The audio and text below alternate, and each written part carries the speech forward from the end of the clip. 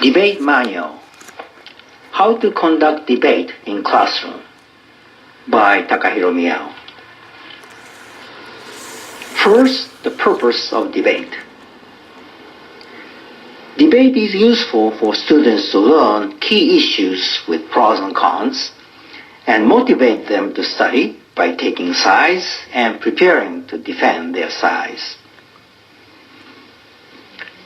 In the debate, students can acquire not only hard skills, meaning academic knowledge, but also soft skills, meaning social attitude, such as presentation and communication skills, understanding, empathy, and fair play. Step 1. Choose an issue and debaters for each side. Here are a couple of debaters on side A and a couple of debaters on side B. The issue here is the more the population, the better, or the less the population, the better for economic development.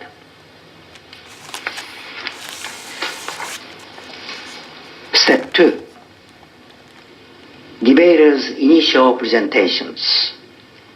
First, in step 2A, debater A1, that is the first debater on side A, makes a brief presentation to support side A. That is, the more the population, the better for economic development. Higher populations in a country will have a greater domestic market, and therefore you'd see more internal GDP growth from the large populations.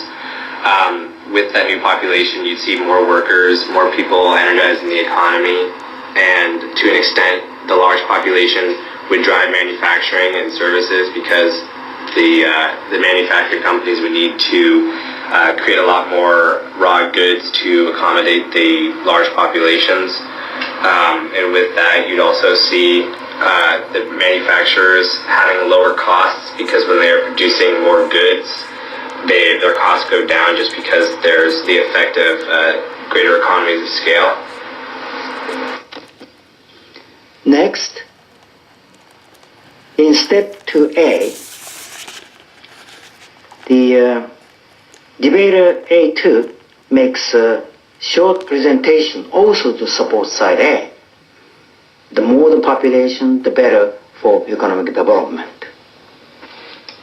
So the main factor in growing an economy is to create a strong working class.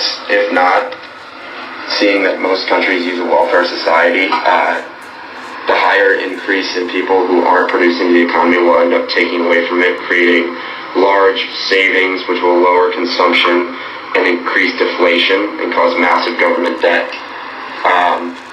They will also experience lesser economies of scales as the people that are producing the good are not the main majority of the country.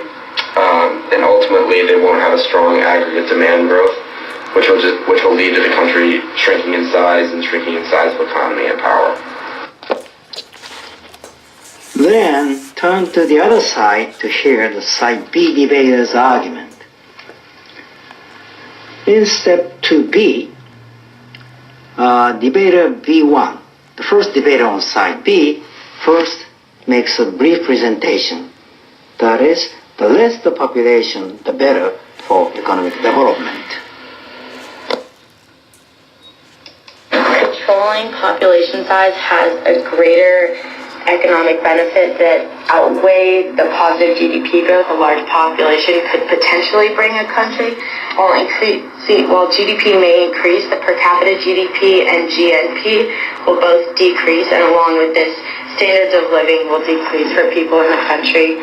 Environmental protection, healthcare, education, and jobs will all suffer, as well as the natural resources of a country because the population is unsustainable.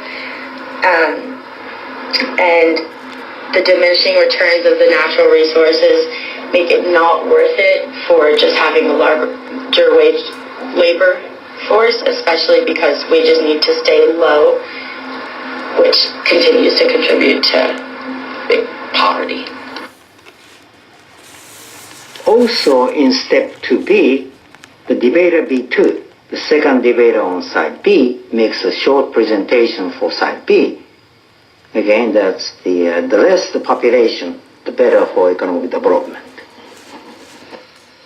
I believe a high population would hurt economic development by reducing per capita income growth, poverty, creating more poverty, and worsening the environment. Consumption of non-renewable resources such as oil, coal, natural gas, and land would deplete faster with a higher population. And as resources become limited, it leads to a lower GDP per capita, and it increases competitiveness, which increases crime also. And as crime increases, life expectancy drops, and poorer countries will get thrown further into debt as they struggle to support their population. The next step, step 3, is rebuttal or cross-examination. In step 3A, the side A debaters give questions or criticisms to side B debaters who must respond to defend their side. This step tests side B's debaters' ability and preparedness to respond. Here, side A student asking a question to side B student. Okay, so you said that the increase in population would create a larger cycle of poverty at the lower end of the spectrum, and I think that social reform can outweigh that cycle of poverty as long as social mobility is still highly attained as a value in the country. And side B debater responds to side A debater. I think that if you're saying a larger working class will help the population, the economic growth of a country, it's better to control population and not allow a vicious cycle of poverty and decreasing education. Then, in the next step, step 3B, continue the rebuttal. Side B debaters gave questions or criticisms to side A's debaters, who must respond to defend their side. Here's B1 debater asking questions to A1 debater.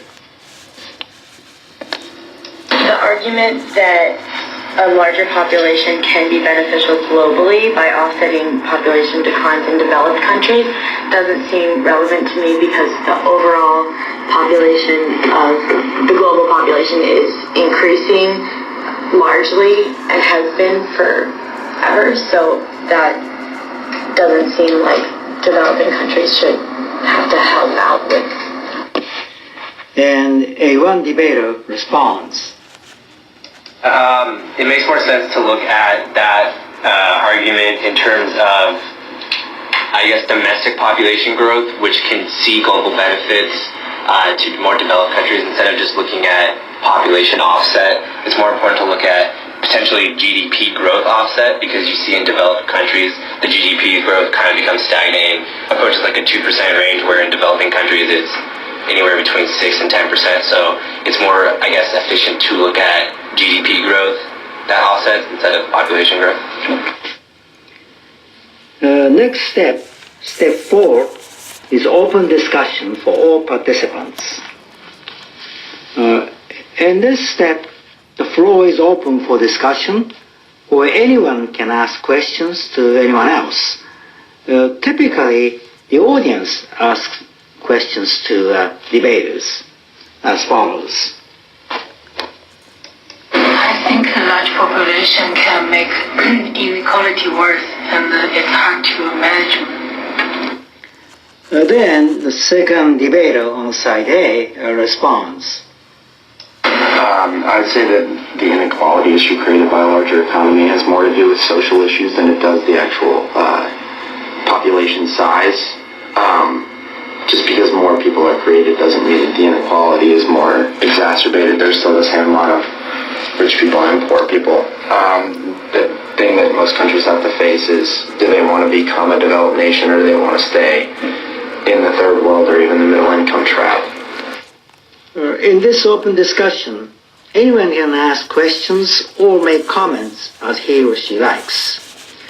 Here's another exchange between a participant in the audience and a debater on side A.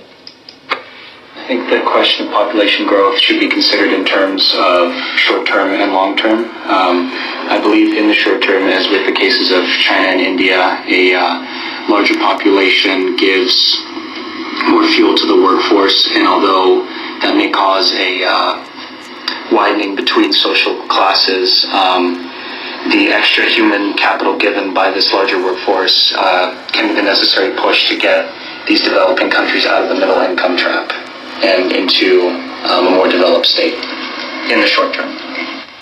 And here's the first debater on side A responding. Well, if you're thinking about short term and long term, it's hard to tell what sort of effect you'd want to use in the long term, because if you're trying to control the population after you've escaped the middle income trap, you're going to see some difficulties, and even if you're trying to control the population to get out of the middle income trap, you won't see that change for a few decades, and you don't want to have a country in the middle income trap for that period of time. After open discussion, the final step will be taken to wrap up the debate with judgment and evaluation. In step 5, for judgment and evaluation by all participants, the instructor might say, everyone fill out the evaluation form to tell which side won and who the best debater was. And here you can see the typical evaluation form. Well, that's the end of the debate, and that's a good exercise for all the participants.